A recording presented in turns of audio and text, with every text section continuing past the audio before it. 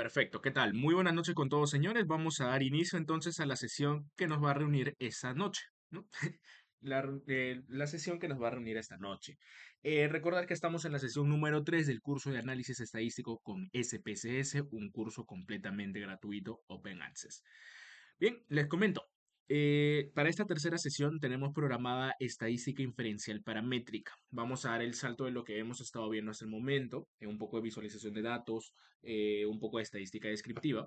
Ahora vamos a dar el salto a la estadística inferencial paramétrica, que es un tipo de, o es uno de los subtipos de la estadística inferencial.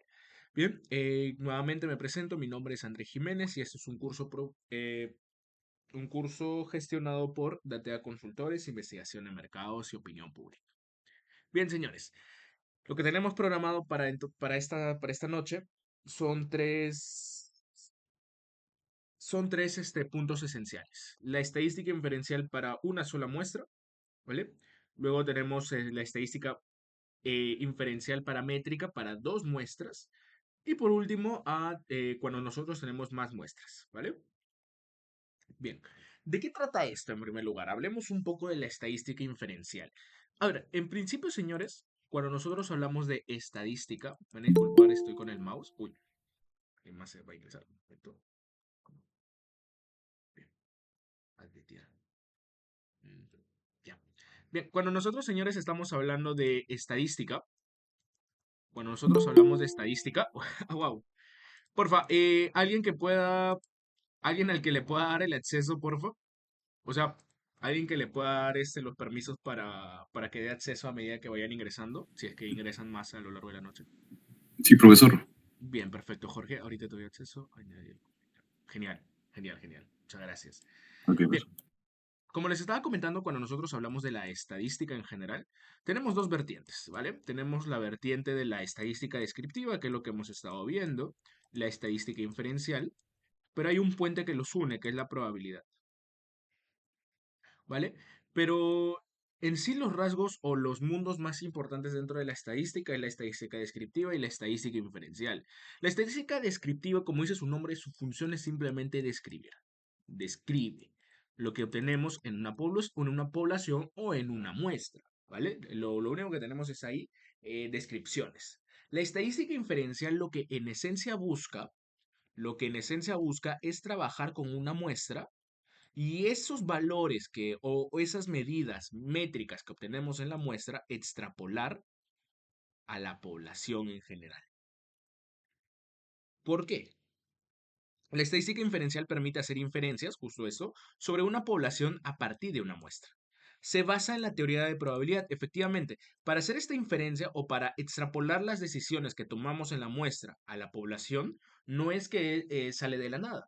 Se sustenta en fundamentos probabilísticos, ¿vale? Entonces se basa en la teoría de la probabilidad y utiliza los parámetros como la media. Aquí, claro, se utiliza parámetros como la media y la desviación estándar. Vale, en principio quiero mencionar, quiero esclarecer, quiero que quede claro dos puntos. En principio, ¿qué es un parámetro y qué es una muestra? Perdón, ¿qué es un parámetro y qué es un estadístico? Un parámetro va a ser una métrica sobre la población, ¿vale? Sobre la población. Por otro lado, un estadístico va a ser un estimador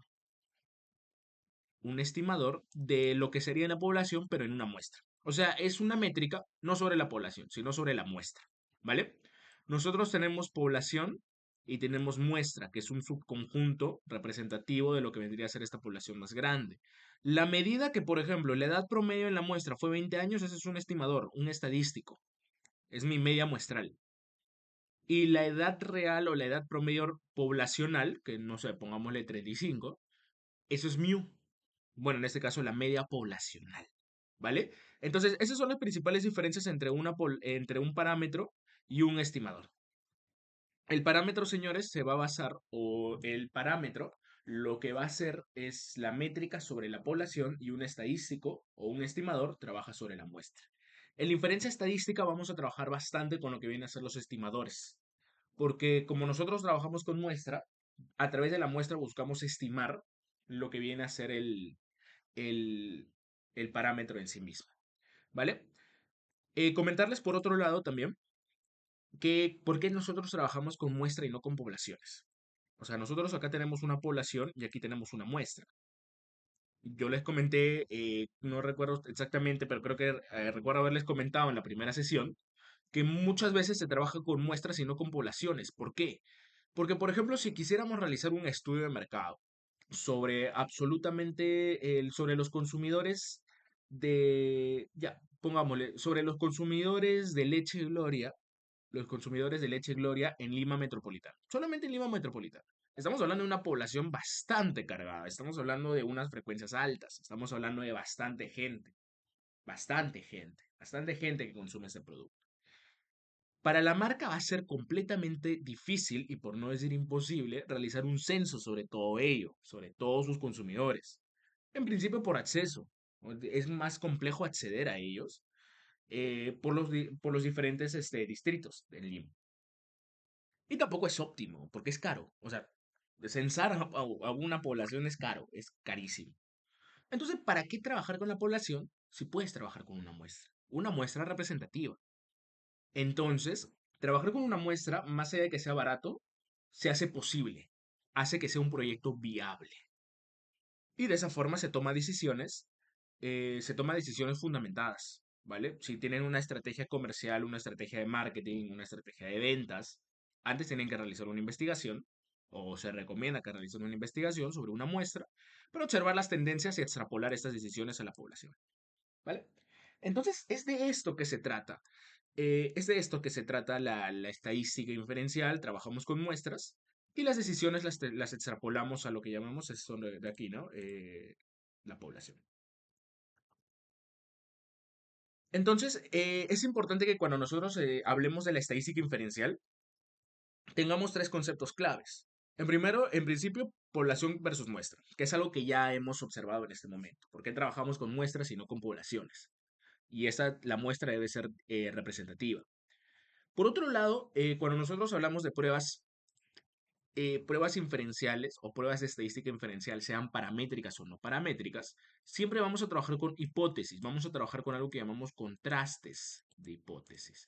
Para tomar decisiones en investigación, incluso esto va en general, para cualquier tipo de investigación social, científica, trabajamos con contrastes de hipótesis, señores. Trabajamos con contrastes de hipótesis, ¿vale?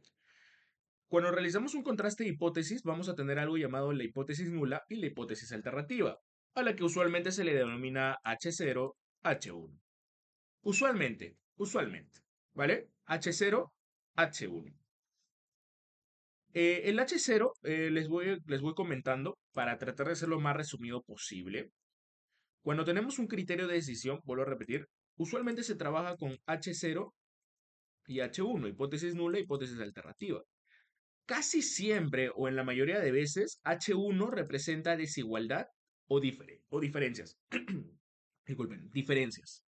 Mientras que este, la hipótesis nula casi siempre o usualmente trabaja con igualdades o no diferencias. ¿A qué me refiero con esto? Con la hipótesis nula lo que buscamos es con la hipótesis nula lo que buscamos obtener es la no existencia de diferencias. ¿Diferencias en qué? Bueno, depende. Pero casi, ustedes quédense con que no hay diferencias. No hay diferencias. Mientras que en la hipótesis nula, perdón, la hipótesis alternativa, que es H1, pues sí existe diferencias. Sí existen diferencias. Y eso es lo que nosotros buscamos contrastar a través de la investigación. ¿Vale? Ahora, para poder escoger con cuál me quedo, con la hipótesis nula o alternativa, porque son mutuamente excluyentes, valga repetir, no existe la mínima posibilidad, la más mínima posibilidad de que, de que la hipótesis nula y la hipótesis alternativa se puedan tomar a la vez. No, son mutuamente excluyentes. Entonces, ¿cómo escogemos? ¿Cómo escogemos o cómo decidimos después de la prueba si escogemos H0 o H1? Señores, para eso tenemos el nivel de significancia. Es importante que siempre escojamos nuestro nivel de significancia alfa, que le vamos a llamar también error tipo 1. Señores, ¿qué es el nivel de significancia? El nivel de significancia en esencia o error tipo 1 es el grado de probabilidad de cometer un error y rechazar la hipótesis nula cuando ésta es verdadera. O sea, señores, para serles un poco honestos, casi siempre rechazamos hipótesis nula y nos quedamos con la alternativa. Ese alfa por ciento de probabilidad es prácticamente la probabilidad de que esto esté erróneo. O sea, de que hayamos rechazado hipótesis nula y aceptar la hipótesis alternativa por las puras. ¿Me dejo entender? O sea, existe este alfa por ciento de probabilidad de cometer ese error. Usualmente, siempre se estandariza en la gran mayoría de investigaciones, estandarizan el alfa al 5%, pero va a depender un poco. Usualmente, los tres más usados son al 5%, al 1% y al 0,1%. El 5% son para investigaciones de corte social, investigaciones administrativas, investigaciones menos sensibles o menos críticas. Investigaciones dentro del campo médico, y no sé si también dentro del campo de la ingeniería, pero más que nada dentro del campo médico, eso sí estoy completamente seguro, se trabaja al 1%, para el 1%. Y cuando trabajamos investigaciones muy sensibles y muy críticas, o sea que el mínimo error puede incluso causar o sea, no es lo mismo, para serles honestos, y no es por despreciar ninguna carrera, sí, no es lo mismo cometer un error dentro del marketing que cometer un error dentro de una investigación de cirugías o de medicina, de medicina en cirujano o de un médico cirujano. O sea, realmente la sensibilidad de las investigaciones son muy cargadas, son muy diferentes, ¿no? Entonces, es en ese tipo de investigaciones más sensibles, mucho más sensibles y críticas, donde incluso se trabaja el 0,1%. Ahora, ¿cuál es el dilema? Que cuando nosotros, a medida que bajamos el nivel de significancia, sí, cometemos menos errores. Pero ¿qué pasa? De que el intervalo de confianza, o bueno, claro, el intervalo de confianza se vuelve más cargado, se vuelve mayor. Y perdemos precisión en esa parte. ¿A qué me refiero, señores? A ver, lo que sucede es que nosotros también vamos a tener, por ejemplo, si queremos estimar nuestra media, trabajamos con nuestra media muestral, ¿no? Esta media muestral va a estar en algo llamado un intervalo de confianza. Que si nuestro nivel de significancia está al 5%, nuestro nivel de significancia es al 95%. Vamos a llamar esto A y esto B. Aquí lo que estamos diciendo es, oye, con un 95% de confianza, con un 95% de confianza o probabilidad, está que la media poblacional, yo sé que esto es la muestral, pero la media poblacional se encuentra entre A y B. A medida que yo reduzco este valor, o sea, se va convirtiendo en un 99%. Eso quiere decir que A y B ahora están más acá. A y B se vuelven más grandes. Sí, es cierto. Es más confiable, pero menos preciso. O sea, perdemos precisión. Y si ponemos 99,9%, pues se vuelve más gigante el intervalo. A y B. Y se dan cuenta que se vuelve menos preciso, ¿no? Ese es el dilema. Por eso es que usualmente se trabaja el 5%. Cuando nosotros tenemos investigaciones al 1%, al 0,1%, lo recomendable es trabajar con una buena muestra, con un buen número de muestras. O sea, tener un número adecuado e ideal para el estudio que se está haciendo. Y para eso es ideal también tener muy buenas nociones en muestreo. ¿Vale? Bien. Entonces, con estos tres conceptos, prácticamente podemos pasar a las pruebas. Eso sí, algo que me olvidé mencionar. En el contraste de hipótesis, ya sea dentro de la paramétrica o no paramétrica, es importante esto. Tenemos H0 y H1. Cada prueba estadística inferencial va a arrojar algo llamado p-valor o p-value. Este p-valor va a ser el factor decisivo para saber si rechazo o no rechazo H0. Ustedes tienen el nivel de significancia. Si el p-valor es menor que alfa, automáticamente rechazan hipótesis nula y se quedan con la alternativa. O sea, sí existen diferencias. Casi siempre, sí. Sí existen diferencias. Pero si tu p-valor es mayor o igual que alfa, rechazas hipótesis alternativa y te quedas con la nula. O, no, o simplemente no rechazas hipótesis nula. Ahora, algo importante.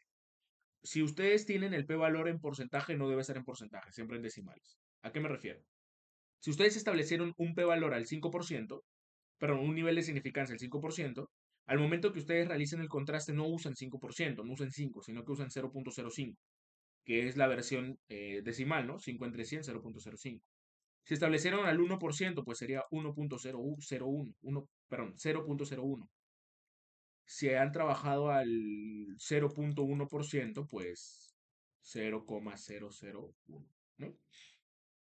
¿Qué más? Mm, algo siento que me estoy olvidando. Ya. No, creo que no. Bien, entonces, teniendo en cuenta ello, ya saben cómo escoger el criterio de decisión, o mejor dicho, ya saben cuál es el criterio de decisión existente y en base a ello pueden tomar las decisiones luego de las pruebas estadísticas. Ahora, ¿qué pruebas estadísticas hay? La estadística inferencial, como les estaba comentando, la estadística inferencial me permite realizar pruebas estadísticas, pero la estadística inferencial tiene dos mundos, ¿vale? La inferencia estadística tiene dos mundos. La estadística inferencial paramétrica y la no paramétrica. Docente, ¿cuál es la diferencia? Los supuestos, nada más. Hay una serie de supuestos que se deben cumplir para poder hacer uso de las pruebas paramétricas. Si con que una de ellas falle y no se cumpla, chao, te quedas con las no paramétricas. El día martes de la próxima semana, porque si estamos jueves, vamos a ver estas técnicas o las técnicas más utilizadas en no paramétrica. El día de hoy nos vamos a centrar en paramétricas. Bien, entonces, ¿cuáles son estos supuestos? ¿Cuáles son estos supuestos? Bueno, los tres principales supuestos son los siguientes. Para aplicar alguna de las técnicas paramétricas, para realizar el contraste de alguna hipótesis, es menester que se cumpla una serie de supuestos. De no cumplirse alguna, se requiere o se puede recurrir a pruebas no paramétricas. En primer lugar, la independencia de datos. ¿A qué me refiero con la independencia de datos? Pues a esta cuestión, la independencia de datos es esta cuestión que me permite trabajar, ¿no? En esencia, ¿qué quiere decir? Por ejemplo, a ver, ¿quiénes están acá? Voy a coger un nombre al azar, por ejemplo, José. A ver, José, un ejemplo. No necesariamente que prenda el micro si no quiere. Supongamos que hacemos una pregunta ya, una simple. ¿Cuál es tu edad?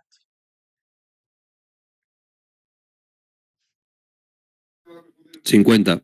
50, perfecto. Bien. Ese valor que tú me acabas de proveer, por ejemplo, en Jorge, Marino, César, no tendría por qué afectar su probabilidad en cuanto a edad, ¿no? Ni tampoco pueden inferir en la edad que yo tengo. Eso es independencia de datos. Los registros que ustedes tengan, señores, no tiene, perdón, ¿se ve mi diapositiva? Sí, ¿no? Sí, se está observando. Ya, genial. Los registros que ustedes eh, que ustedes puedan proveer, no tiene por qué afectar la probabilidad de los resultados que obtenga la otra persona. ¿Vale? A esto le llamamos independencia de datos y es una cuestión, un aspecto un poco, es más teórico, más teórico. No hay una prueba en sí para establecer ello. Lo que sí podemos medir a través de pruebas son estas dos: la normalidad de datos y la homogeneidad de varianzas u homocedasticidad. La normalidad en esencia implica que mis datos se ajusten a una distribución normal o lo que llamamos la campana de Gauss, ¿vale? Por otro lado, la homocedasticidad, un momento, por favor.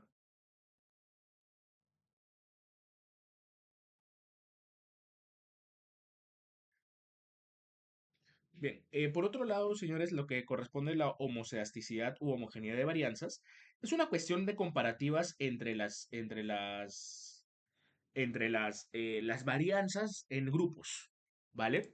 Por ejemplo, si seccionáramos esta cuestión de los ingresos salariales entre hombres y mujeres, la varianza, si la variabilidad o la varianza dentro del grupo de los hombres y la varianza en el grupo de las mujeres no difiere, estamos ante homogeneidad de varianzas u homocedasticidad. Si estas varianzas difieren fuerte, estamos hablando de heterocedasticidad. ¿Ok? Bien. Entonces, es importante que se cumplan estos dos supuestos. ¿Y cómo podemos establecer si se cumplen o no? Existen dos pruebas muy importantes que me van a ayudar con ello. La prueba de normalidad, en esencia, tiene dos vertientes. Se puede trabajar con una prueba, la prueba Shapiro-Wilk, o se puede trabajar con la prueba Kolmogorov-Smith. ¿Cuándo usamos cuál? La prueba Shapiro-Wilk va a ser una prueba que vamos a hacer uso cuando tengamos menos de 50 registros. O sea, si nuestro conjunto de datos tuviera menos de 50 registros, oye, Shapiro-Wilk tienes que usar. Tienes que usar Shapiro. Si por otro lado tuvieras más de 50 registros, o sea, una muestra grande de 100, 200, 400, 1000, usas Kolmogorov-Smirnov. Kolmogorov-Smirnov. El SPSS ya tiene esas configuraciones, así que no se preocupen por ello. En cuanto a la hipótesis nula, en cuanto a la hipótesis nula dentro de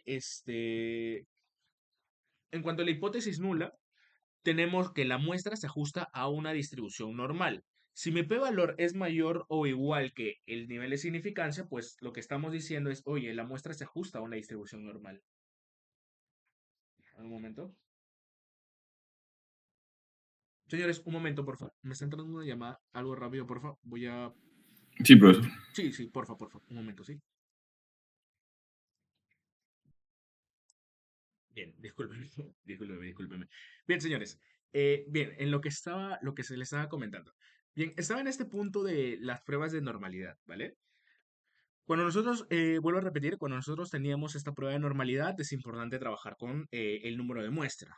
Si tenemos muestras con más de 50 registros, Kolmogorov, menores, Shapiro-Wilk. Es importante entender los conceptos de la hipótesis nula y la alternativa. La nula, si la nula te dice que sí se ajusta a una distribución normal, o incluso, miren, por eso les dije esta cuestión de diferencia o no diferencia, la distribución de mis datos no es diferente a una distribución normal. Hipótesis nula, no hay diferencias. La hipótesis alternativa, por otra parte, dice que hay diferencias. La muestra o la distribución muestral es diferente o no es igual a una distribución normal, ¿vale? Y los criterios de decisión son los mismos. P-valor por debajo de alfa, oye, hipótesis alternativa. P-valor por encima, hipótesis nula. Así de simple, señores. La prueba de homogeneidad de varianzas u homocedasticidad. Se usa la prueba Leven. La prueba de Leven es la que se usa. Y es ideal para observar el cumplimiento de este supuesto. Pero aquí es importante que la variable que querramos observar su homogeneidad deba estar en grupos, ¿vale? Y para ser específico, por prueba de normalidad y homocedasticidad, es recomendable que se haga uso de variables cuantitativas. Señores, si ustedes están usando variables cualitativas, categóricas o incluso Likert, sí, primero pasen por las pruebas, pero incluso les recomendaría que mejor usen pruebas no paramétricas. En las pruebas de homocedasticidad, la prueba de Leven, tenemos en primer lugar la hipótesis nula. Dice que las varianzas grupales no difieren entre sí, o en esencia, sí hay homocedasticidad. La hipótesis alternativa, por su lado, te dice que las varianzas grupales difieren entre sí. Difieren entre sí. Entonces, que sí hay, no hay homocedasticidad, sino que hay heterocedasticidad. Son dos condiciones diferentes. Una vez que ustedes vean que ambas condiciones se cumplen, pueden hacer uso de las pruebas estadísticas. Ahora, les comento, casi son muy pocas veces donde realmente se hace uso de las pruebas paramétricas. O sea, siéndoles honestos, siéndoles, sí, la palabra es siéndoles honesto, disculpen, muy pocas veces se hace uso de las pruebas paramétricas, porque casi siempre los datos fallan o en la parte de normalidad o fallan en homogeneidad de varianzas. Y recuerden, con que solamente uno de ellos falle, con que solamente uno de ellos falle, listo, dejan las técnicas. Ahora, hay excepciones, hay excepciones. Si ustedes tienen muestras grandes, eso sí, si ustedes tienen muestras grandes, pueden apelar a este concepto llamado ¿a qué me refiero con muestras grandes? O sea, muestras por encima de 100, 500, 1000, 2000. Si ustedes tienen eso, pueden apelar a este concepto llamado aproximación a la distribución normal, que dice que cuando a medida que nuestra muestra se vuelve más grande, que tiende al infinito, pues hay un mayor ajuste a una distribución normal, ¿vale? Podemos apelar ahí, siempre y cuando tengan muestras grandes. Pero si ustedes tienen muestras pequeñas, menores a 50 o incluso menores a 30, eh, de preferencia casi nunca se usa, ¿vale? Pero ahí sí hay más conceptos teóricos más fuertes, ¿vale?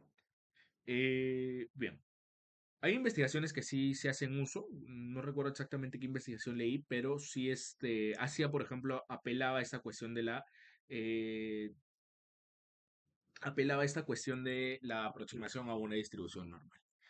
Señores, el día de hoy vamos a ver tres partes. Las pruebas para cuando estamos con una muestra, para dos muestras y más de dos muestras. ¿A qué me refiero con pruebas para una muestra? Miren, para realizar pruebas para una muestra, en realidad solamente existe la prueba T-Student. También está la prueba Z, pero ya a veces sí son casos muy contados y específicos. En realidad casi no se usa. La prueba T es un poco más general. La prueba T de Student es una prueba muy potente para determinar si la media poblacional difiere significativamente de una media hipotética. Supongamos, ustedes tienen una muestra y se les ocurre, ¿no? Oye, yo creo que en esta muestra la media poblacional es de 30, por ejemplo. Bueno, sobre esa muestra, ustedes aplican T-Student y pueden determinar si la media poblacional realmente difiere de ese 30 o es igual a ese 30. Si es igual, hipótesis nula. Si es diferente, hipótesis alternativa. Criterio de decisión es el mismo. Ahora, ¿por qué les comento de la prueba Z y por qué casi nunca se usa? La prueba Z es una prueba, se podría decir más potente, pero hay un detalle. La prueba Z necesita que ustedes tengan la desviación estándar poblacional. Ahora, si ustedes están trabajando con muestras, pregunto yo, si ustedes están trabajando con muestras para estimar cosas de la población, entonces es casi imposible, es muy complejo que realmente tengan la desviación estándar poblacional, a menos que nos basemos en otros antecedentes. Pero por eso está la dificultad ahí, son casos muy contados, ¿vale? Entonces, esa es la prueba T-Study. La prueba T-Study no te pide la desviación estándar poblacional, solamente usa la muestral, y es por ello que ni siquiera te lo pide, lo estima, o el mismo programa lo va a estimar, ¿vale? Entonces, esa es la cuestión para una muestra. Luego, cuando pasemos al laboratorio, vamos a ver más claro esas cuestiones y vamos a ver la importancia de estas técnicas. Cuando tenemos la prueba para dos muestras, es la prueba T-Student para dos muestras. Claro, está la prueba T-Student para dos muestras. La prueba T-Student va a ser una prueba también potente para determinar si existen diferencias significativas entre dos grupos e inferir efecto del factor. ¿Cuál es la diferencia? O sea, T-Student es la misma prueba, pero ahora es para dos muestras. ¿Cuál es la diferencia? Que ahora vamos a observar diferencias significativas entre dos grupos, dos muestras, hombres, mujeres, sí, no, vida no, muerte no muerte, o vida no vida, creo que también se le llama este concepto de seguros. ¿Qué otras comparaciones? Distrito A, distrito B, candidato A, candidato B, registro A, registro B, categoría A, categoría B. Cuando tenemos dos categorías para comparar en función de los registros obtenidos, tiene la prueba T-Student. La prueba T-Student. Es necesario entonces que los registros o valores métricos sean cuantitativos y separados por un factor categórico. Ahí les voy a comentar. La hipótesis nula, como les vuelvo a repetir, no existen diferencias significativas entre las medias. Incluso se podría decir que el factor que ustedes están evaluando, le hace género, grupo A, grupo B, no va a inferir o no va a interferir no va a diferir dentro de los valores, ¿vale? Mientras que si existen diferencias significativas, esa es la hipótesis alternativa. Por otro lado, tienen la prueba Z para proporciones de dos muestras. Ojo, este es diferente. Cuando ustedes tienen prueba Z para proporciones, esto es para proporciones, ¿vale? La prueba Z es una prueba muy potente para determinar si existen diferencias significativas entre dos grupos e inferir efecto del factor en proporcionalidad. En cuestión de proporciones, estamos hablando para categorías y encima para categorías binarias. Claro, esto es para categorías binarias. No existen diferencias significativas entre proporciones, eso dice H0, y H1 dice si existen diferencias significativas entre las proporciones. ¿Esto en qué casos les puede servir? Por ejemplo, eso yo lo apliqué para un estudio específico. Era la cantidad de redes de alcantarillado, ¿vale? Redes de alcantarillado en un versus, o sea, era una comparativa entre Lima y provincias. O sea, Lima metropolitana, mejor dicho, Lima metropolitana y Lima provincias. Lima provincias. ¿Cuáles eran las categorías? Hay dos categorías. Eh, hay distritos, hay distritos donde la red de alcantarillado está al 50, está por encima o igual al 50% de abastecimiento, y hay otro que está por debajo de 50. Bueno, acá, perdón, por debajo del 50%. Entonces, esas eran mis dos categorías, ¿vale? Aquellos donde teníamos por debajo del 50% de red de alcantarillado, distritos, y el otro era pues los que tenían más del 50%, más de la mitad de abastecimiento. Entonces, son dos categorías, ¿no? A ese le vamos a decir mayor a 50 o más de la mitad, y a ese le vamos a decir menos de la mitad. Lo que queríamos observar era en función de mayor. Queríamos saber si había diferencias significativas en distritos que tienen mayor abastecimiento y si hay diferencias en estas proporciones en cuanto a Lima metropolitana versus Lima provincias. Eh, en principio, ¿qué es lo que fue que encontramos? De que si hay diferencias significativas, es incluso decir que Lima provincias tiene distritos con más abastecimiento al 50% que Lima metropolitana. No más, no es que tenga más redes, sino que tiene más proporción de abastecimiento. O sea, claro, Lima provincia se podría decir que tiene menos distritos que Lima metropolitana. O creo que no, Lima metropolitana es más grande, o no recuerdo exactamente. Pero, o sea, por ejemplo, aquí puede estar el 70 y aquí puede estar el 30, ¿no? Esa es la cuestión. Diferencias en proporciones. Para eso va a servir. De preferencia, sí les recomiendo un poco que este tipo de proporciones se usen cuando los grupos son más homogéneos o tienen casi tamaños y casi iguales, ¿vale? Bien, voy a borrar esto. Bien, entonces para ello vamos a usar la prueba de proporciones. Ahora, por otro lado, ¿qué pasa si ustedes trabajan con más de dos muestras o más de dos grupos? O sea, por ejemplo, no es solamente, o sea, por ejemplo, hombre-mujer ya son dos grupos, chévere. Pero ¿qué pasa si quisiera ver por nivel de estudios, ¿no?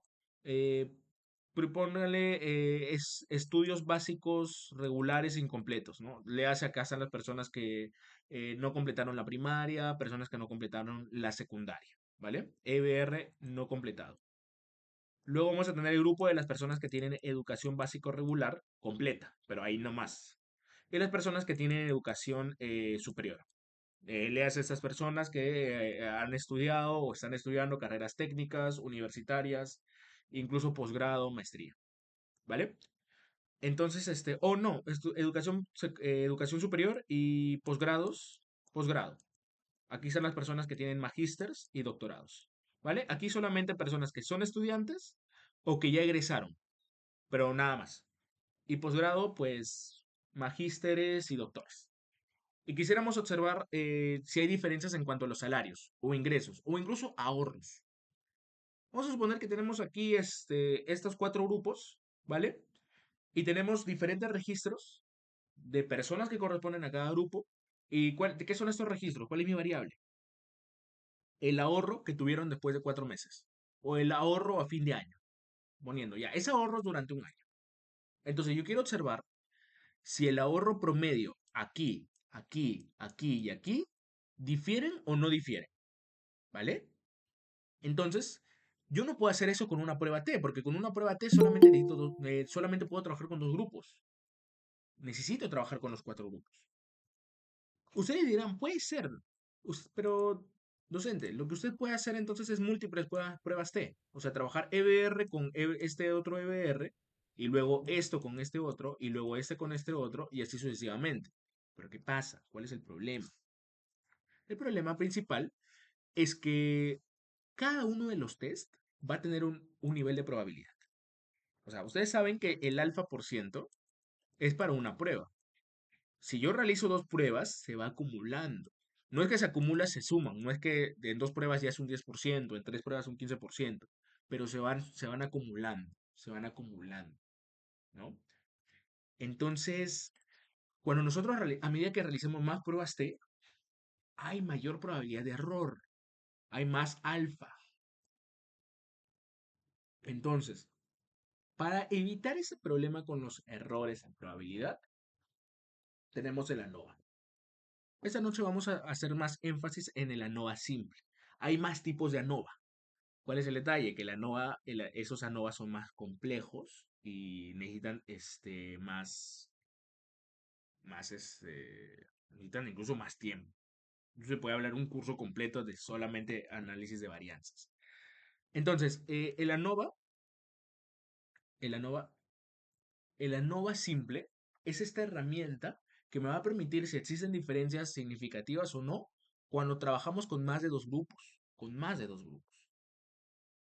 Es una versión generalizada de la prueba T sin acumulación de errores tipo 1 o los niveles de significancia. La hipótesis nula, como les comento, es que no existen diferencias y la hipótesis alternativa dice que sí existen diferencias significativas entre los grupos. ¿Qué hubiese pasado si en este ejemplo que les propongo rechazaba la hipótesis nula y me quedaba con la alternativa? Pues mi inferencia o incluso dentro de mis conclusiones yo podría decir, oye, existen diferencias significativas en cuanto a ahorros según el nivel de educación. Eso puede decir, si es que nosotros seleccionamos tamaño de efecto, podemos decir que el nivel de educación que tengan esas personas a un tanto por ciento explica la varianza en las medias o la diferencia de las medias, ¿vale?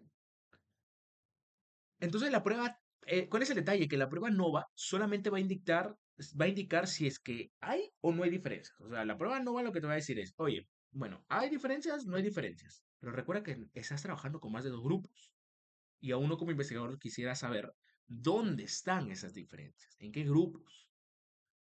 Entonces es menester realizar estas pruebas llamadas pruebas post-hoc para encontrar en qué parejas existen estas diferencias. Bien, señores, con esto culmino la parte teórica y voy a dar pase a la parte del laboratorio. Entonces, les invito a que todos puedan abrir el archivo que les envié, que les estoy proporcionando. Se va a llamar Databank. Bueno, se llama Databank, de data de banco. Como les comento, este está un poco más relacionado con marketing, ¿vale? Está más relacionado con marketing. Y ahorita les explico de qué trata. Está abriéndose, está cargando. Deme un momento. Profesor, buenas noches. Una, Buenas una noches. consulta, profesor. Hola Anthony, ¿qué tal? Buenas noches. Dime. Sí, mira, si quiero hacer un estudio comparativo de los resultados de dificultad de aprendizaje en dos grupos. Ya, Mi primer grupo sería, digamos, un orfanato, niños de orfanato, ya, y mi otro grupo sería niños de una escuela particular nacional, ya. ¿no? O particular o privada, o nacional, digo. ¿Qué Privada prueba nacional, debería ya. usar ahí? Ajá. Son solamente dos grupos, ¿correcto, Anthony? Sí, sí, Ya, dos tienes dos. grupos. Tienes dos. La prueba. Disculpa, ¿cuál es tu escala? O sea, ¿cuál es tu medida de medición, tu métrica? Eh, Serían aplicar pruebas en este caso de inteligencia, para predecir lo que son dificultades de aprendizaje, Esas creo que están en que escala son de 0 a 100. Wechsler. Sí, de 0 a 100. Ah, ya. Si están en el 0 a 100, pásalo por esta prueba de normalidad. Pásalo por la prueba de normalidad. Y también la vamos a Ok, asfixiar. Si por A o B cumplamos supuestos, tu TED Student. Definitivamente tu TED Student. El ANOVA, si son solamente dos grupos, ANOVA no tiene nada que ver. Sería solamente el TED Student. Si ok, fallas, profesor. si fallas, o sea, si falla la homogeneidad o falla la normalidad, eh, Ujú. te recomiendo que vayas averiguando, eso como te digo, lo vamos a ver el martes, pero si necesitas ya, te recomiendo que vayas averiguando sobre la prueba Udeman-Whitney. Esa va a ser tu prueba, que es la versión no paramétrica para ver estas diferencias en medianas, mejor dicho. Ok, ¿Ya? profesor. Gracias. Perfecto, listo, adelante. Bien, entonces, señores, aquí lo que tenemos es esta base de datos. Es una base de datos en sí de Europa. Es un banco, no recuerdo de qué banco era un banco europeo, eso sí. El balance va a estar en euros. ¿Qué es el balance? El balance es prácticamente, el balance o balance neto va a ser la cantidad de dinero a cierre de año o a cierre de, de un periodo específico. O sea, si por ejemplo llego a fin de año y mi balance es de 1000 soles, suponiendo, es que, bueno, tengo 1000 soles. En el año, cerré el año teniendo 1000 soles. Lógicamente, a medida que pasaron los meses, pues he tenido más o he tenido menos dinero. Pero he cerrado el año con 1000 soles. Personas que cerraron el año con cero, quiere decir que pues es cero. O sea, cero. No tienen nada, pero tampoco deben nada. Pero también, no sé si aquí está, pero hay personas que tienen índices negativos. ¿Qué es índices negativos? Pues son personas que deben. Son personas que deben. Tienen deudas. O sea, si por ejemplo a fin de año yo cierro con 1000 por debajo o menos 1000, quiere decir que en vez de tener plata, debo plata. ¿Vale? Y hay una gran cantidad de variables aquí que serían de interés. Luego aquí hay otra variable que es cuantitativa, que es la de salario estimado.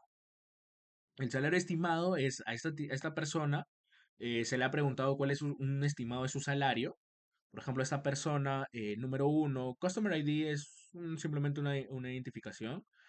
Su apellido es Hargrave. Tiene una puntuación crediticia de 619. Me imagino que es ser un puntaje crediticio sobre 1000. Es de Francia, es mujer, tiene 42 años. Es años de antigüedad. O sea, esta mujer lleva 2 años como cliente en este banco. Tiene algún tipo de producto, un producto financiero, puede ser tarjeta de débito, tarjeta de crédito, etcétera, pero ya lleva 2 años dentro de este banco. Cerró el año con con 0 euros, mejor dicho. Tiene un producto, tiene un producto, o sea que sí posee, aquí está, incluso posee tarjeta de crédito, sí posee al menos una tarjeta de crédito. Quiere decir que esta persona tiene una tarjeta de crédito, no de débito, de crédito, ¿vale? Y es un cliente financieramente activo. Podemos observar aquí que su categoría es que es un cliente financieramente activo y que su salario estimado anual es de 101.348 euros. Su salario anual estimado, no mensual, anual. Usualmente en Europa se trabaja más con salarios al año, no al mes. Esta persona se ha dado de baja de este banco recientemente y su motivo fue que presentó quejas pendientes. O sea, probablemente esta persona se dio de baja porque por alguna de sus quejas. Satisfaction score, eso creo que tiene que ver con... A nivel de satisfacción es un 2. No sabría decir si es un sobre 10. Me parece que es un sobre 5. Likert. Card type. Ah, ya, ¿qué tipo de tarjeta tiene? Tenía una tarjeta Diamond. Y los puntos ganados era 464. Bueno, esa es una descripción gigante de esta persona. Nosotros vamos a ir un poco más abajo. ¿Qué vamos a hacer? A ver, en primer lugar, queremos observar, queremos saber con esa base de datos si se cumplen los supuestos. Señores, de por sí les voy a ir comentando un poco. Si fallamos en alguno de los supuestos, vamos a igual a continuar. ¿Por qué? Yo sé que no debe ser así, pero ¿por qué? Por fines didácticos, nada más. Por fines didácticos vamos a continuar si es que fallamos, ¿vale? Por fines didácticos, para que ustedes puedan observar cómo se hacen las técnicas. En el caso de que ustedes con su propia base de datos e investigaciones sí les cumplen. Bien, tengo aquí entonces, voy a trabajar con estas variables. Voy a trabajar con la edad y el balance. Voy a trabajar con estas tres. Edad, balance y salario estimado. Son de mi interés. Bien, ¿cómo realizo en primer lugar la prueba de normalidad? En principio tengo que ver la normalidad. Bueno, si yo quiero ver la normalidad, que es esta de acá, prueba de normalidad, voy a trabajar con variables cuantitativas. ¿Cómo hago eso?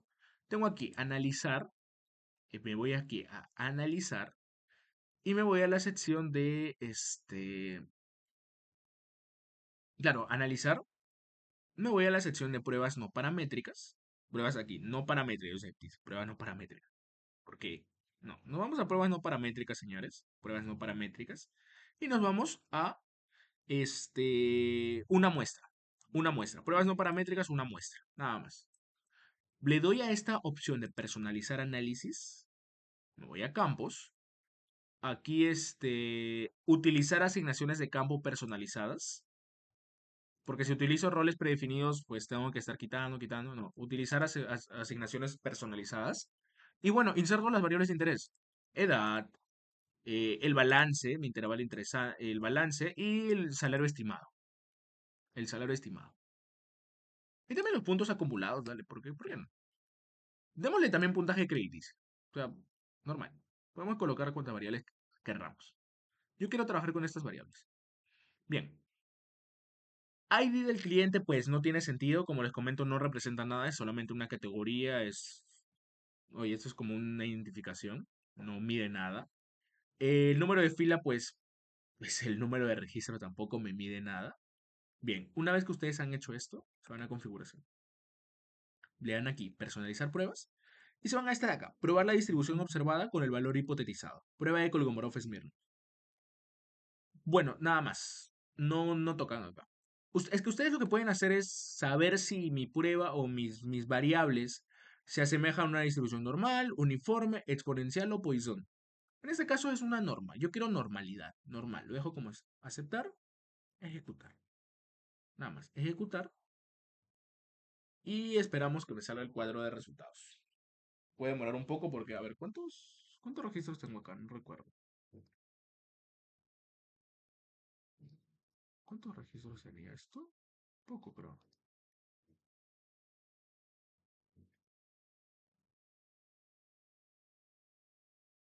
No recuerdo exactamente cuántos datos tenía. Bueno, Tiene 10.000 datos tiene. 10.000. Sí, ¿y te sale todo bien o te sale signos de interrogación? Bueno, sí he podido leer todos. Ya. Ok, perfecto. Debe ser mi laptop entonces. Ok, esperamos un momento entonces. Creo que mi laptop. ah, Me tiene que salir la visualización de datos. Tiene que salir. O bueno, el visualizador de resultados. Esperamos un momento, por a ver si genera un gráfico. ¿Me arrojas o no me arrojas un gráfico? A ver, país. Aceptar. Sí, está demorando, está demorando. Acá está, en ejecución. En ejecución. Bueno, a esperar, creo que es una base de datos pesada para mi laptop, qué raro. Antes de la sesión trabajaba normal.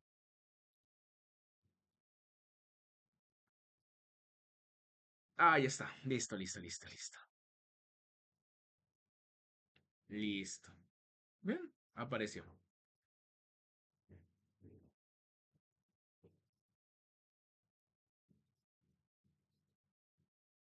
Ya, bien.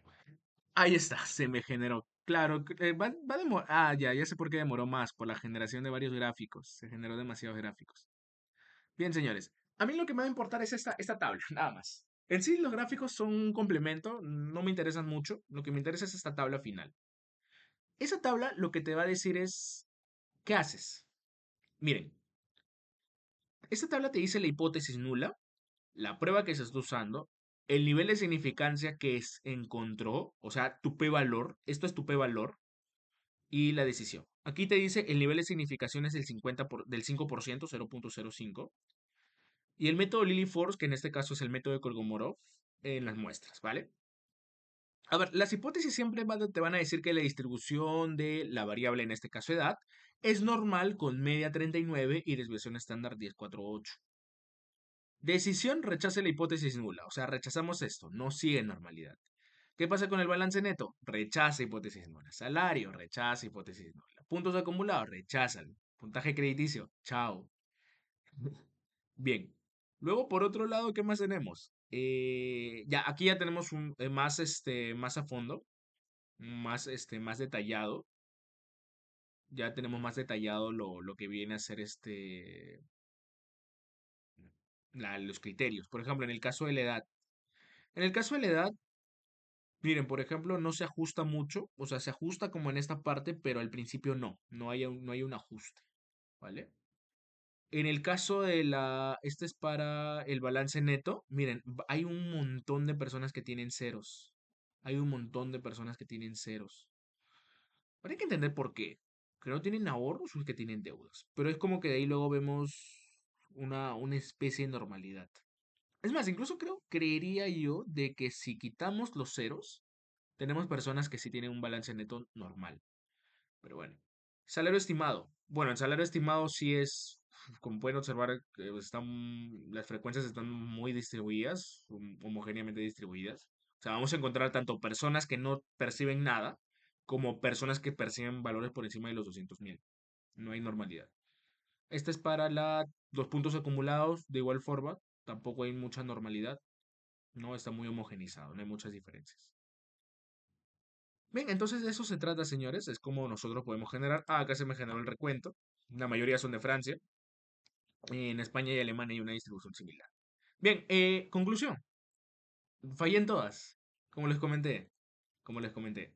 Por fines didácticos, voy a asumir que sí hay normalidad. ¿Qué hubiese pasado si mi significancia era 0.01, 0.09 o 0.19? Bueno, quiere decir que sí se cumple la normalidad. Sí se cumple. ¿Vale? Ahora veamos la homoceasticidad. Quiero ver mi homoceasticidad. ¿Cómo realizo ello? Para saber la homogeneidad de varianzas, bueno, aquí quiero saber cuál es mi variable de interés. ¿Cuál va a ser mi variable de interés para esa noche?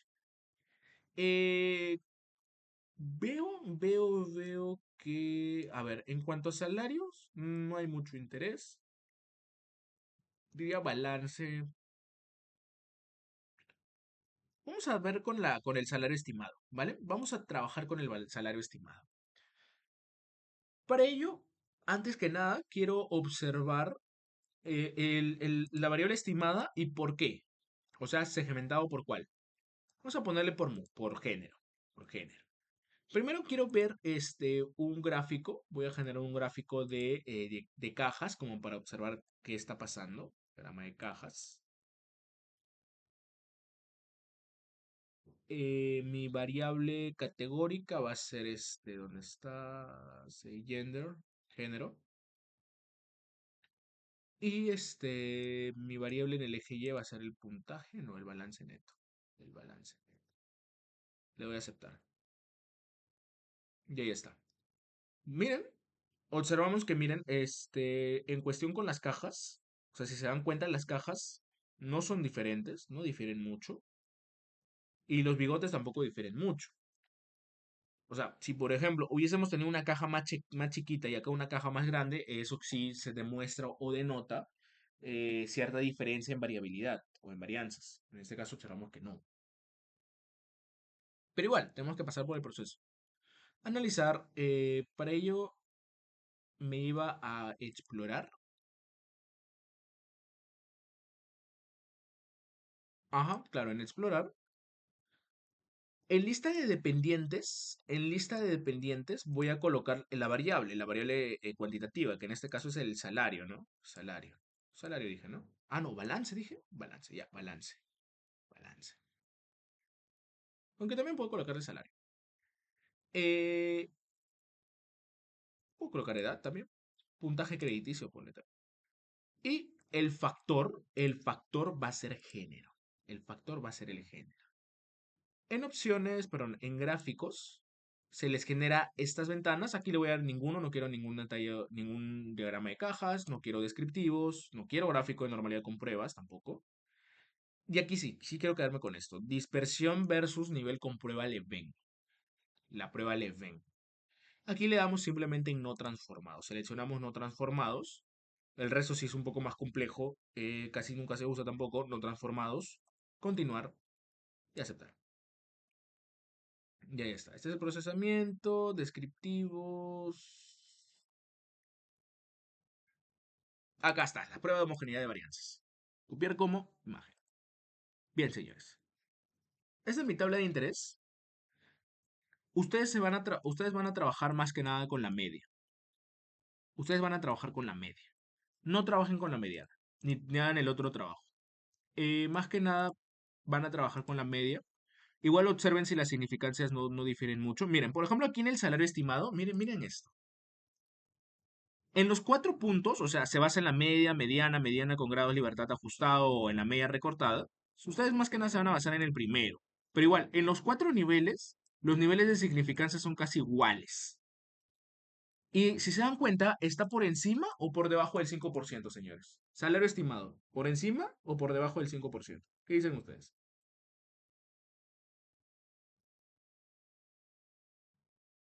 Debajo.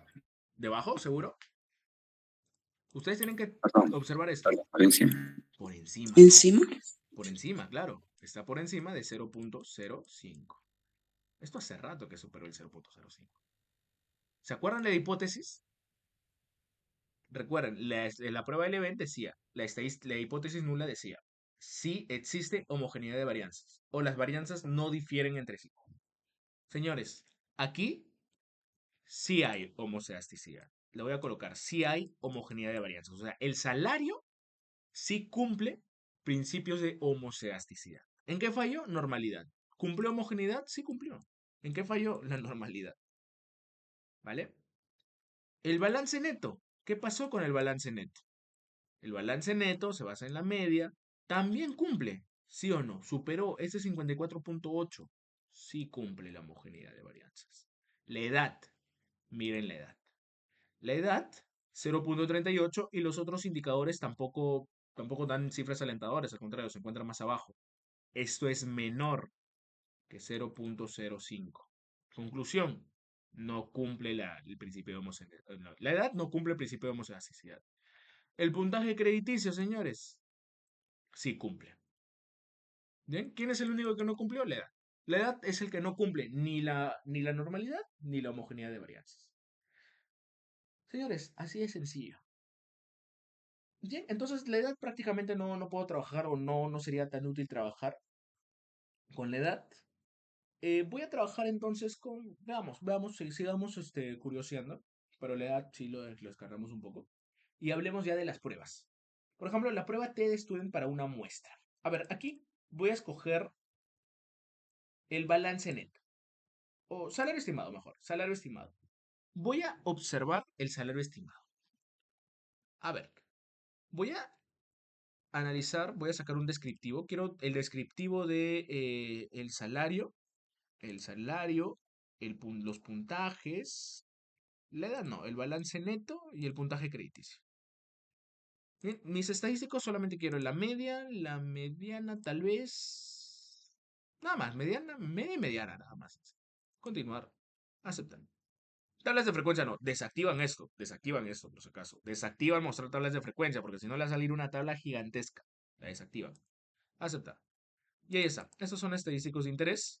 Aquí, por ejemplo, lo que puedo observar es que en promedio el salario estimado es de 100.000 con 100.090 euros al año. En promedio, el puntaje acumulado en tarjetas es de 606.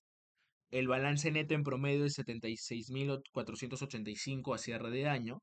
Y el puntaje crediticio es de 650 en promedio. ¿Por qué he sacado esto? Porque voy a sugerir la siguiente hipótesis.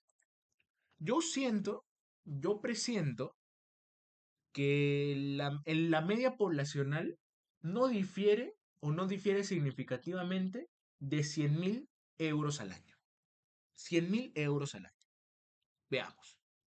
Voy a analizar estadística descriptiva. No, perdón. Nos vamos a comparar aquí. Comparar medias. Y nos vamos a prueba T de una muestra. ¿Cuál va a ser mi valor? En este caso quiero el salario estimado. Salario estimado. Salario estimado. ¿Vale? En opciones. Bueno, normal, opciones. En valor de prueba, ustedes van a colocar el valor de prueba. En este caso, yo siento que no hay diferencia con 100.000. Ahí está, colocan 100.000. Estimar tamaños de efecto yo les recomiendo que sí lo coloquen. ¿Para qué? Ahorita van a ver. Le voy a aceptar. Y ahí está. Estos son los estadísticos. Esta es la prueba. ¿Qué es lo que va a pasar? A ver, aquí lo que pueden observar es que si, miren, ¿qué salió? ¿Qué salió? No significativo. No significativo. Eso está, exacto, esa es la forma de decirlo, no significativo. Cuando la significancia es por encima del 5%, se le dice no significativo. ¿Y qué quiere decir? Que en este caso el valor o la media poblacional no difiere significativamente de 100.000. Es más, podríamos decir que se asemeja, se acerca o se iguala a 100.000 euros al año. Eso es lo que yo llamo el intervalo de confianza. ¿Qué quiere decir? Que entre la media poblacional y el valor 100.000 hay una diferencia de entre menos 1.037 y 1.217 euros. O sea que, por así decirlo, es un 100.000 más menos 1.037. O por así decirlo, ¿no? Que solamente hay esa diferencia, no hay una diferencia marcada, ¿vale? Entonces podríamos decir que no difiere significativamente de. Y a esto le llamamos los tamaños de efecto. Los tamaños de efecto, donde los valores son, ok, estimación de puntos. No, claro, verdad, tamaño de efecto acá no importa. No, tamaño de efecto aquí no hay importancia. Disculpen. No, aquí no seleccionen tamaño de efecto. Quédense con esto. Nada más. Conclusión. A ver, le voy a dar esto, copiar como imagen. ¿Cuál es la conclusión aquí? Parte para una muestra. Chau, chau. Esto de acá y esto de acá. Copiar como imagen. Y aquí, ¿qué es lo que sucede entonces, señores? Lo que vuelvo a repetir es que aquí voy a escribir un texto. Texto chico. Voy a decir. La media poblacional no difiere significativamente de 100.000, a ver, de 100.000 euros al año como ingreso promedio. Esto se puede ver por el p-valor, el p igual a 0.875, ¿no? Que como pueden observar es un p mayor que el 0.05 o el 5%, ¿vale? Eso quiere decir prácticamente de que no difiere significativamente de 100.000. ¿Cuál es aquí la hipótesis nula y la hipótesis alternativa? A ver, insertar ecuación. La hipótesis nula aquí te dice, oye, la media poblacional no difiere de, ¿cuánto dije? 100.000, ¿no? La hipótesis nula, por otro lado, te va a decir, la media poblacional difiere de 100.000, ¿vale? Por ejemplo, si yo hubiese dicho en vez de 100.000, hubiese dicho, por ejemplo, comparar medias, pruébate de una muestra. Hubiese dicho no, yo pienso que es 200.000. ¿Qué me salió? Una significancia cero. ¿Qué quiere decir? De que la diferencia es completamente significativa. ¿Y qué es más? Existe una diferencia de entre menos 10.000 y menos 98, perdón, menos 101.000 y menos 98.000 de lo que sería el valor real de la media población. De esa forma es como podemos usar la estadística a nuestro favor, señores. Así de sencillo. ¿Vale? Bien, eso es para el caso de una muestra. Por ejemplo, ahora, si no quisiera, por ejemplo, el salario estimado, sino que ahora me interesaría la edad, y yo pienso tal vez que la edad promedio aquí es de 50 años, le doy a aceptar, y aquí puedo observar que la significancia es significativa, o sea que en realidad estoy muy lejos, por casi 11, entre 10 a 11 años del valor de 50. O sea que en realidad la edad poblacional probablemente se encuentre entre 35 o 39 a 45 años. A ver, coloquemos eso. Vamos a suponer que comparar medias de una muestra, en vez de 50 le coloco 42. A ver, ¿qué pasa? ¿Qué sale? También significativo. Una distancia de menos 3 a 2. Entonces, a ver, eso me indica que probablemente estemos con una edad promedio de 30, 42, 39. La media está en 38.92. Eso sale en el cuadro, maestro. Claro, esa es la media muestral. Ya, si está por ahí, entonces podríamos decir 39. A ver. ¿Ven? No significativo. Y eso es lo que prácticamente lo que quiero llegar. Sí, claro, la media muestral es 38,92. Pero eso es media muestral. Es un estimador exacto. Pero en realidad tu muestra, tu media poblacional está por un punto o 2 puntos por encima o por abajo. O sea que se encuentra, aquí se podría decir que la edad se encuentra entre 37 a 39 años, señores. Entre 37 a 39 años. O sea, 37, 38, 39. ¿Vale? Es como podemos interpretar esta cuestión. Bien, bien, bien, bien. Bien. Entonces, esa es la forma como podemos interpretar cuando trabajamos con la prueba para una muestra. Ahora hablemos un poco de la prueba para dos muestras. Vamos a quedarnos con la parte de salarios estimados. Para ello me voy a estadísticos, tablas, comprar medias, perdón. Y para ello me voy a muestras independientes. Señores, también está la prueba T para muestras emparejadas. No voy a trabajar con eso porque sí es muy complejo encontrar una base de datos de ese nivel. Pero un resumen. Esto va a servirte, la prueba T de muestras emparejadas va a servirte cuando estés trabajando con un mismo grupo de personas en tiempos diferentes. Ejemplo, no sé, les tomé un examen de entrada. O ya, asumamos que soy un docente de colegio, un colegio, no sé, nacional, particular, X, y a 40 alumnos les tomé un examen de entrada.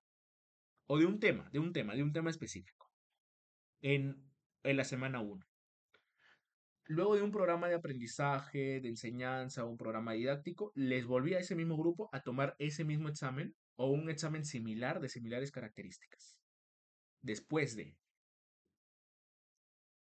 lo que quiero observar es si hubieron diferencias significativas o no en esa misma muestra, pero en dos momentos diferentes. Pruébate para muestras emparejadas. Ese va a ser el caso.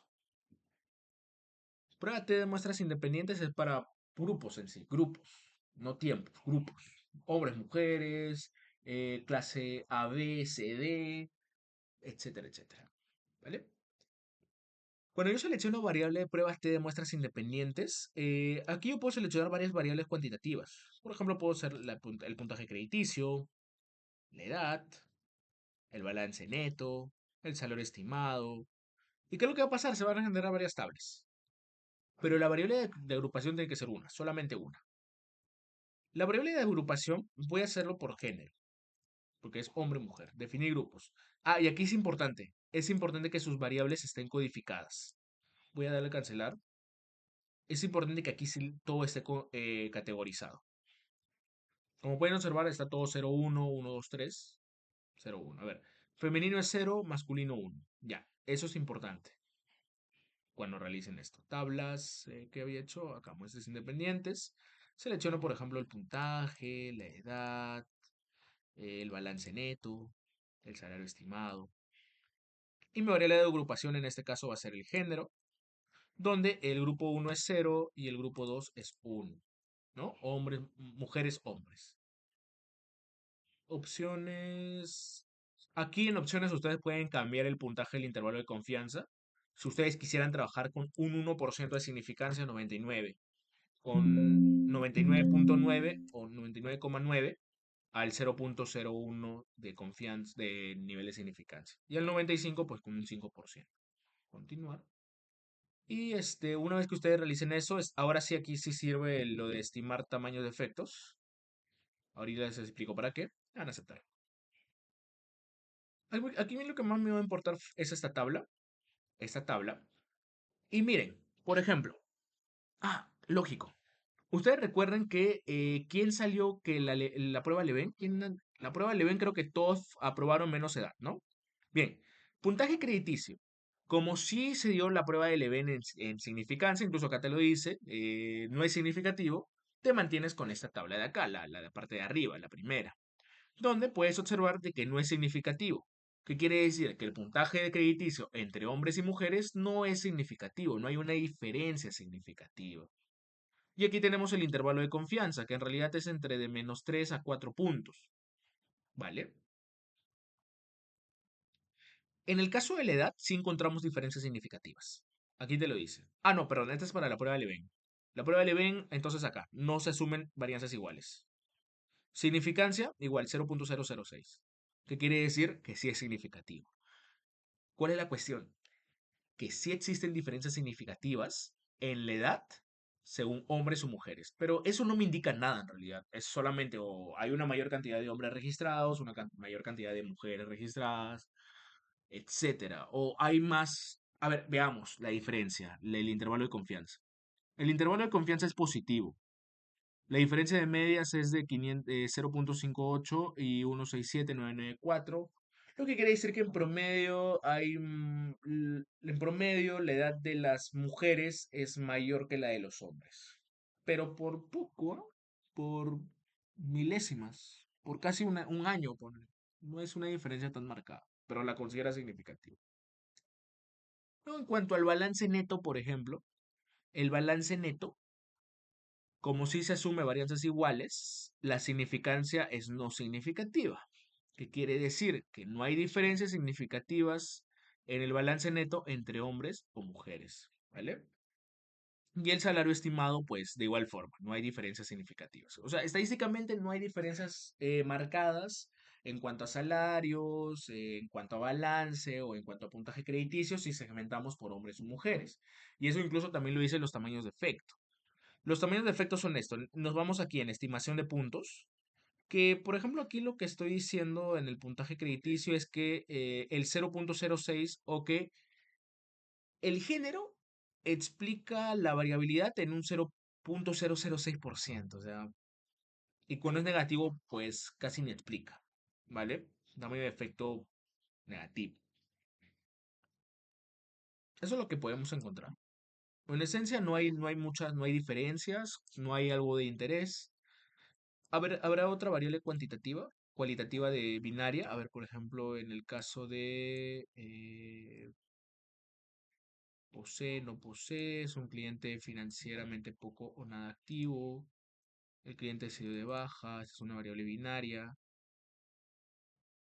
Tal vez aquí, miren, aquí sí podemos encontrar tal vez, ¿ah? Tenemos dos categorías. El cliente no presenta y el cliente sí presenta. Es la complaint. A ver, analizar, comparar medias, muestras independientes. Y en vez de gender, le voy a dar este complaint. ¿Cuál es complaint? Nivel de satisfacción. No, el cliente presenta quejas. Los grupos son también. No, acá no es 0,1. A ver, información sobre la variable 0,1. Sí, es 0,1. Minigrupos 0,1. 0,1. Continuar. Aceptar. Bien. Miren esto. Si segmentamos por, ojo, si segmentamos por, ¿cómo se llama? Si segmentamos por si presenta o no presenta una queja, podemos observar de que si son, no hay homogeneidad de varianzas. Entonces leemos la segunda parte. Y miren esto. En el puntaje crediticio sí hay diferencias significativas. A ver, en primero es no y luego sí. Es importante el orden. No, sí. ¿Qué quiere decir? Si es significativo, hay diferencias. Hay diferencias en el puntaje crediticio si segmentamos por aquellas personas que no tienen quejas y aquellas personas que sí tienen quejas. Y es una diferencia positiva. ¿Qué quiere decir? Que las personas que no presentan, ojo, que no presentan productos financieros, perdón, las personas que no presentan quejas, las personas que no presentan quejas, tienen mayor puntaje crediticio en promedio que estas personas que no, que sí tienen quejas en el banco, ¿vale? En edad también encontramos diferencias significativas y miren la diferencia de media, es de -7 años. Aquí es muy, muy marcada esta diferencia. ¿Qué quiere decir, señores? ¿Qué quiere decir esto? ¿Qué quiere decir esto? Se puede decir lo siguiente, que aquellas personas que no tienen quejas o no presentan quejas, tienen en promedio o que la edad de estas personas que no presentan quejas son casi 7 años menor que las personas que sí presentan quejas. O sea que las personas que sí presentan quejas en el banco, que por A o B, quejas con atención, etcétera, tienen a ser a presentar más edad que aquellas personas que son más jóvenes y que no presentan quejas. O sea, aquí puedo decir que el factor edad juega un factor principal. El balance neto. El balance neto. El balance neto me dice que también hay diferencias significativas si separamos por personas que no tienen y sí tienen quejas. Y la diferencia de medias es de casi 18.431 eh, euros. Ojo, esto es importante. Personas que no tienen quejas tienen un balance menor que aquellas personas que sí tienen quejas. Si la diferencia es negativa, es que el grupo 1, el grupo 0 es menor que el grupo 1, ¿vale? Salario estimado. Diferencias significativas, no. Aquí sí me sale que no son significativas las diferencias. No son significativas las diferencias, etcétera. Bien, bien. También efecto, creo que acá no corresponde. Solo se ve mejor en otras pruebas. Bien, señores. Entonces, eso es lo que puedo encontrar con esto, ¿vale? Hasta aquí, ¿alguna consulta o vamos relativamente bien? Aquí sí como que se vuelve un poco más pesada, pero en realidad es porque estoy usando varias variables. ¿Cómo vamos? ¿Sí? Aquí vuelvo a repetir, aquí sí es de mi interés esta parte, donde sí encontramos diferencias significativas. Acá, acá, aquí y aquí no. Aquí falló. Bien, ¿no? Luego tenemos la proporción Z para dos proporciones. A ver, para dos proporciones, a ver, ¿qué podría pensar? A ver, analizar estadísticos descriptivos, comparar medias, acá está, proporción de una muestra, proporción de muestras independientes, mejor dicho, si quiero comparar dos muestras. A ver, mi variable de prueba, en este caso va a ser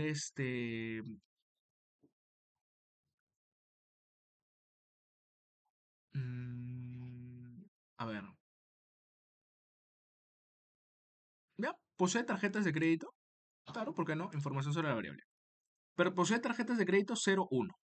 Posee tarjetas de crédito 0,1. Ya. Quiero saber si hay diferencias en proporción de aquellas personas que sí poseen tarjeta de crédito según hombre o mujer. A ver. En este caso necesito definir mi éxito. Voy a decir que mi éxito es el 1, que sí presenta tarjeta de crédito. Puede ser que no presente, también lo pueden colocar. Pero en este caso es el valor 1. Voy a colocar el valor 1 como éxito. Variable de agrupación, en este caso va a ser el género. Va a ser el género. Valores grupo 1, etcétera. Grupo 1, 2. Doy. Intervalo de confianza, 95%. Pruebas. Lo dejo como está. Aceptar. No hay casos válidos en al menos un grupo. ¿Qué pasó? Maestro, en género 0 era femenino, 1 era masculino. Ya, pero creo que ese no es el problema. A ver, un momento. Gender 0 está en escala nominal. Ah, ya, está en formato cadena. Va a fallar por lo que está en cadena. Cadena, tiene que estar en numérico. Aceptar. A ver, creo debe ser eso. Comprar medias, proporción de muestras independientes. 0,1 me dijiste, ¿no? También puede ser eso, 0,1. Sí, sí, sí, tienes razón. 0,1 también. Aceptar. Ahí está, listo. Ahí está. Ahora sí se generó. Bien, en este caso, miren, veamos las estadísticas. En el grupo femenino podemos observar que el 70% de mujeres sí posee al menos una tarjeta de crédito. Y en el caso del género masculino, el 70,8% sí presenta al menos una tarjeta de crédito. Si nos vamos a la prueba de proporciones aquí, vemos que la significancia de dos factores, el P de dos factores, es no significativo. ¿Qué quiere decir? Que no hay diferencias significativas, o sea que podemos encontrar igualdad de proporciones en hombres y mujeres, o sea, podemos decir que hombres y mujeres que sí pertenecen al mundo financiero, que sí posee al menos una tarjeta de crédito, las proporciones son similares, no hay diferencias. ¿Vale? Podemos también colocar otro género o colocar otra cosa. Por ejemplo, mm, si el cliente presenta quejas. A ver, también podemos hacer ese estudio. A ver, analizar, comparar medias de muestras en parejas. Acá. Ujú. Y en vez de género, coloco si el cliente presenta quejas. También aquí era 0,1. Sí, eso será 0. A ver, por si acaso reviso. 0,1, sí. 0,1. 0,1. Aceptar. Así que me va a salir otro estudio. Y aquí que puedo observar de que, mira, tampoco es significativo. O sea que aquellas personas que presentan quejas, que no presentan quejas, poseen al menos una tarjeta de crédito el 70%. Y clientes que sí presentan quejas pendientes, también casi poseen alrededor del 70%. O sea que no encontramos diferencias significativas. Si encontráramos diferencias significativas, ahí sí habría que ponerse las pilas y pensar en posibles estrategias. Por ejemplo, ¿qué hubiese pasado si, por ejemplo, en este banco encontráramos que hay más proporción femenina que masculina? Uno se preguntaría tal vez el por qué. ¿Por qué hay más público femenino que masculino? Habría entonces que pensar en campañas para que estas personas, campañas dirigidas netamente, exclusivamente al público masculino, para que puedan acceder y sacar aunque sea un producto financiero dentro de la banca. O viceversa, porque tal vez hay menos mujeres que hombres, etcétera. Si encontráramos diferencias significativas. ¿Ok? Como en este caso no, que eso quiere decir que los grupos son casi homogéneos. O sea que tenemos igualdad de proporciones en hombres y mujeres que sí tienen acceso al mundo financiero. ¿Vale? Aquí había otra tabla también. Esta del intervalo de confianza. En sí lo que queremos decir es que la diferencia, porque si nosotros restamos esto, 703 y 708, esta es la diferencia en proporciones. Sin embargo, esta diferencia va a oscilar entre menos 0.23 y 0.13. O sea que podríamos decir, ¿no? Que la diferencia de proporciones oscila, o que la proporción, por ejemplo, podría ser en 70, 78 o el 70.9%, etcétera. Nada más. Y con este último, lo que únicamente van a estar diciendo es si hay o no. ¿Qué rechazamos? ¿Hipótesis nula o hipótesis alternativa? Aquí, ¿qué rechazamos, señores? O pregunta más simple, ¿rechazamos hipótesis nula o no rechazamos hipótesis nula? No rechazamos hipótesis nula. Excelente, no rechazamos hipótesis nula. ¿Vale? La mantenemos. Veamos ahora sí por último, y con esto cerramos nuestra sesión de esta noche, cuando queremos comparar queremos hacer diferencia por más de 3 grupos. En este caso, vi que país tiene 3 variables. Está en cadena, tiene que estar en numérico. País tiene 3 niveles, Francia, España, Alemania. Yo quisiera saber si hay diferencias en el salario estimado en Francia, España y Alemania. Primero aquí lo que les puedo recomendar es hagan este diagrama de cajas, solamente que en vez de colocar género, coloquen este país, ¿no? En este caso país. Y veamos. Miren esto. Lo que pueden observar es esto, miren. En Francia y España podemos encontrar de que la mediana, porque esto es la mediana, se encuentra por debajo de los 100.000 euros al año. Pero si se van a Alemania, ¿qué pasó? En Alemania la mediana está por encima de los 100.000 euros. O sea, lo que uno incluso podría pensar. Y miren, si se dan cuenta la variabilidad entre los cuartiles, recuerden que cuando la caja es más chica, hay más varianza. Cuando la caja es más chica, perdón, hay menos varianza, hay menos dispersión que cuando la caja es más grande. Como aquí la caja es más chica, podríamos decir que casi el 50% de la población está percibiendo sueldos por encima de los 100.000 euros, pero por debajo de los 130.000 euros, por ahí. Pero están ganando muy bien y por encima del valor común en Francia y España. ¿No? Interesante, interesante. Eso es lo que vemos así a simple vista. Veamos el estudio. Para ello me voy a analizar, comparar medias y tengo ANOVA de un factor. Vuelvo a repetir, analizar, comparar medias, ANOVA de un factor. Y aquí lo que pueden hacer es lo siguiente. En lista de dependientes van a colocar lo que ustedes quieren saber, ¿no? En este caso yo quiero un ANOVA para el salario estimado. Factor, factor, país. Estimar tamaño de efecto. En contrastes lo dejan como está en post-hoc, aquí. Post-hoc les recomiendo seleccionen Bonferroni y Gaines-Howell. Ahora les explico por qué. Con la post-hoc ustedes van a saber dónde están las diferencias, ¿ya? Eso ya lo saben. En opciones quiero que esté la prueba de homoceasticidad, Descriptiva no me sirve. Continuar. Y estimar tamaño de efectos. Le voy a aceptar. Y ahí está. Se me genera estas tablas.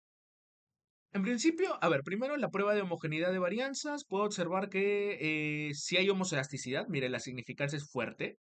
¿Por qué he hecho esto? Eso es para la parte de comparaciones múltiples. A ver, en la ANOVA, esa es la parte técnica. Ustedes solamente observen significancia. Si es significativo. Ah, no es significativo. ¿Qué quiere decir? Que no hay diferencias significativas. Ya.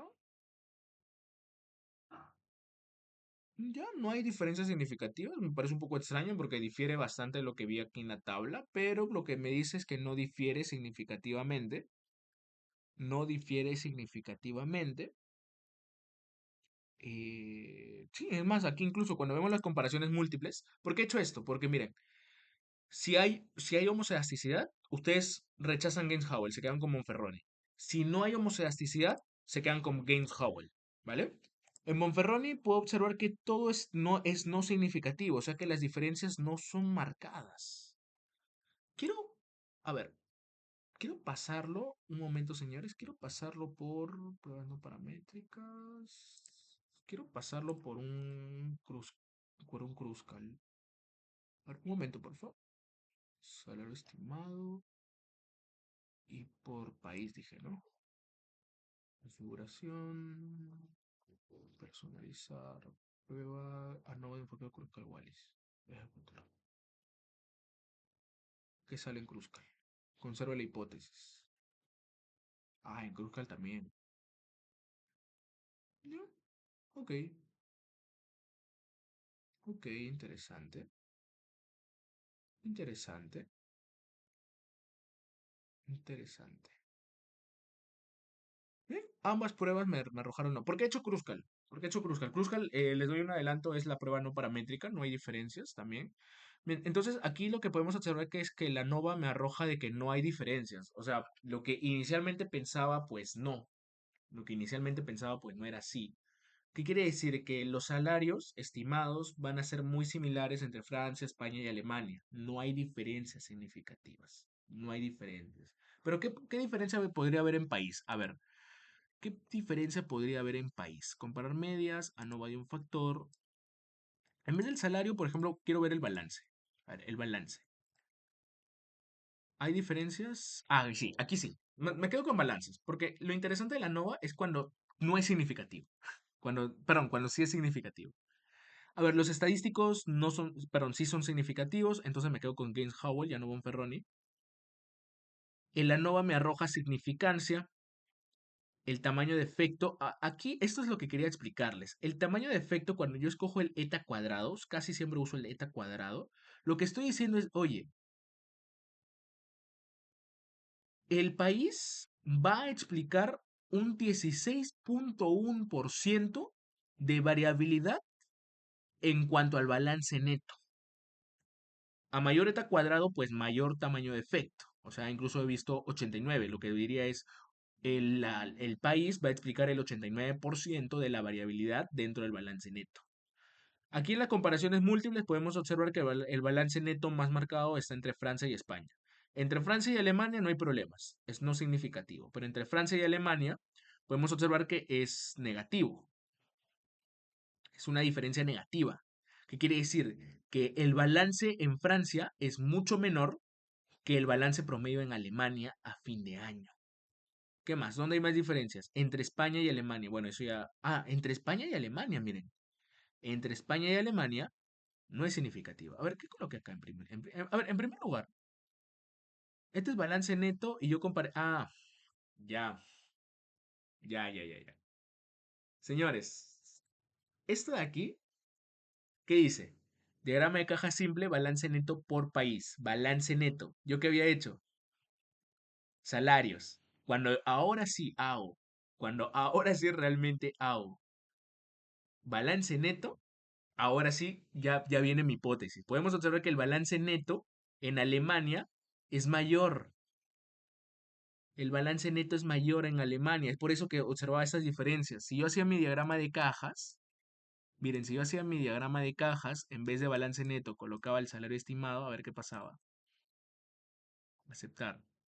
¿Ven? Aquí no hay diferencias. Claro, si hacía por salario, no hay diferencias. Miren, las cajas son muy similares, las medianas casi están al mismo lugar.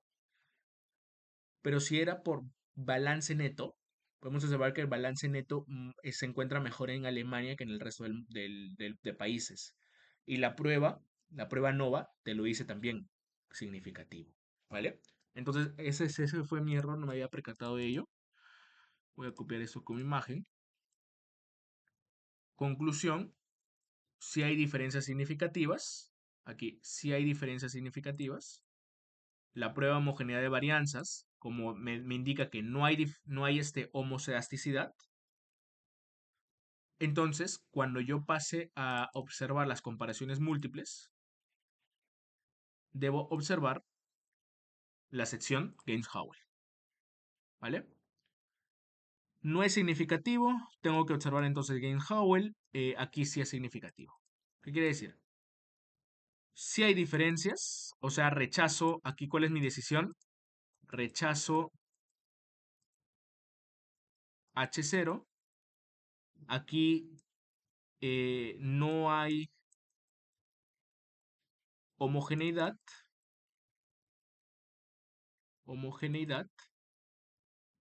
¿no? No hay homogeneidad. Entonces tengo que leer Gaines-Howell. Si me hubiese salido que sí hay homogeneidad de varianzas, yo leía Bonferroni, ¿vale?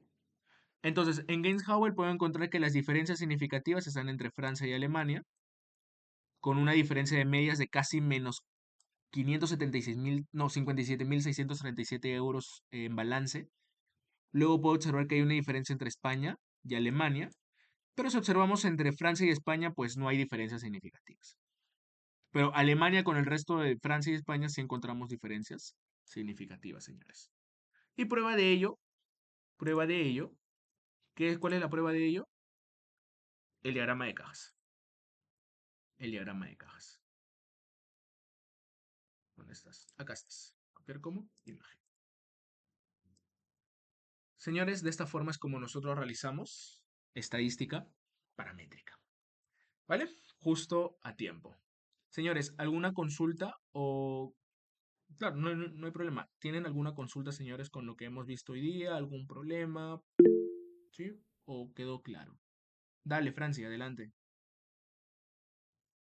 No, disculpe, ya absorber mi duda, ya está clara ya la. Tenía una duda sobre la interpretación, pero escuchándolo atentamente ya pude aclarar esa duda. No te preocupes, perfecto. Señores, Gracias, más bien. no, al contrario, muchísimas gracias a ustedes. Bueno, culminamos aquí entonces. Voy a dejar de grabar.